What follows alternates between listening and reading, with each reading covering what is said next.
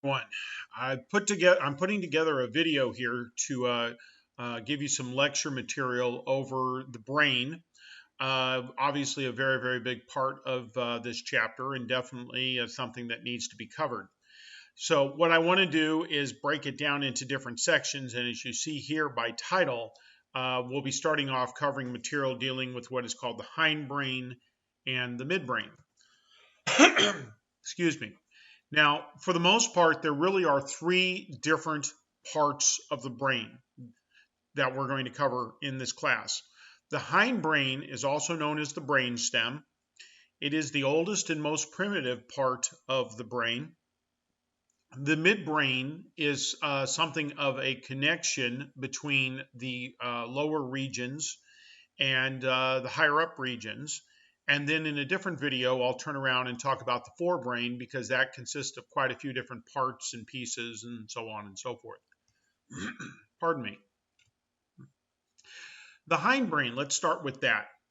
Also known as the brainstem, the hindbrain is really the oldest and most primitive part of the brain. We theorized that millions of years ago that those components that make up the hindbrain or the brain stem was really all that cavemen and cavewomen had back then, and that just over time everything sort of evolved into something more developed to what we have today. Now, there are a number of parts to the hindbrain, but I want to really only hit a couple of them here. One of them I want to talk about is called the medulla. Some refer to it as the medulla oblongata. The medulla is very small in relation to the entire brain. As you see by the picture, it is really just a little nodule that's on the spinal cord or brainstem. And while it is pretty small, it is amazing what it controls. It controls breathing, heart rate, blood flow, and swallowing. Okay. One of the interesting things about the medulla is that the heart and respiratory and circulatory systems are controlled by this. There are instances where people suffer traumatic brain injuries to the forebrain area. And a person unfortunately is on life support, and people say, how can a person's brain still be functioning, telling them to breathe and the heart to beat, if in reality, they are quote unquote brain dead? Well, that's because this component, the medulla, which is sort of buried deep within the brain, is nowhere near the forebrain area, up near the top where sometimes damage occurs. And so it continues, at least for a while, sometimes in individuals that have irreversible damage to the forebrain, it continues to function. So know that about the medulla. The medulla controls breathing and blood flow and swallowing. Right above the medulla is a portion, as you see in the picture, called the pons. The pons has developed or evolved over time to become a connection between the lower and upper brain regions. All right, it's become a bridge. We don't believe it was always that way, but that's what it has turned into. The pons also, from what our science and medicine tells us, is that it also controls consciousness or arousal, or the lack of arousal, sleep. All right. So it's even involved with dreaming. So it plays a part in these aspects as well, how conscious you are not at a given moment, and so on. And before I go any farther into this, please know this. In this video here and other videos, as I cover the brain, you may hear me say that different parts of the brain seemingly control the same thing. And you might ask yourself, well, didn't Dr. Gambon say that this other part of the brain controlled that, and now he's saying this controls it as well? Is that correct? And the answer is yes. Different parts of the brain seem to have an influence upon the same thing. Is that a problem? It doesn't seem to be. How is that possible, you might ask? To be quite honest, even in present day, we're not 100% sure how that is always possible. But it does seem to occur. It has gone on for, millennium, long time, and it is not an issue. So be aware of that as I go through this. But here are two important parts, the medulla and the pons, part of the hindbrain. One more part worth mentioning, and that is called the cerebellum.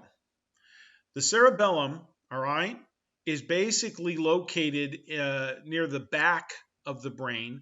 It's part of the lower brain. It's located behind the pons, okay? And what it does is it controls movement, all right? It coordinates fine motor movement. It coordinates fast movement. It coordinates voluntary movement. It's all about movement. If you walk down the hallway of school, and as you're walking down the hallway between classes, someone walks out of a room in front of you and they're not paying attention. And so you find yourself having to suddenly stop and let them go and then start walking again or walk around them. At least in part, that is your cerebellum that is controlling your physical movement. So be aware that these three parts, the pons, the medulla, and the cerebellum, are really the three main components of the hindbrain or brainstem. And a long time ago, that's all you had, these three parts. But you know what? That's probably all you needed a couple million years ago. Something to run the internals, okay, heart and breathing, that was the medulla. Something that kept you awake or let you sleep, consciousness and arousal, all right, that was the pons. And then the cerebellum, that allowed you to chase after things or run from things or whatever the case may be, physical movement. That's all you had, but that's probably all you needed a couple million years ago. And then there is the midbrain. The midbrain is actually made up of quite a few different parts. We could get into the inferior colliculi, the superior colliculi, and things like that. We're not going to cover those in here. But I do want you to know this facet. There's a part of the midbrain, okay, remember, connects the higher and lower brain regions, called reticular formation. Now, reticular formation, or RF, is a whole bunch of neurons, okay? A whole bunch of cells, a big package of cells, and they actually start down in the brainstem, start in the medulla, and then they run up through the pons and into what is the midbrain. Some textbooks will put reticular formation in the hindbrain. I have always learned and put it in the midbrain. Okay, it starts in the hindbrain, but it pretty much traverses through these neurons, traverse through the midbrain, and so that's where I put it.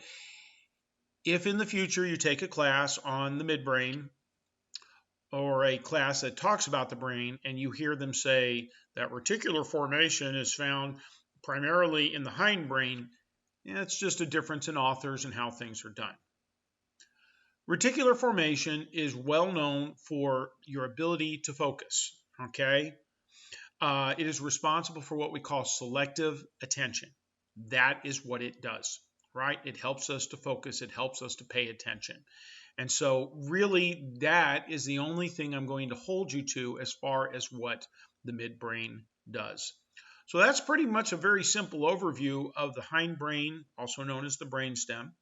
And the midbrain, I'm only holding you to one thing, so hopefully that will make your job a little bit easier. Okay? Thanks for watching. Take care.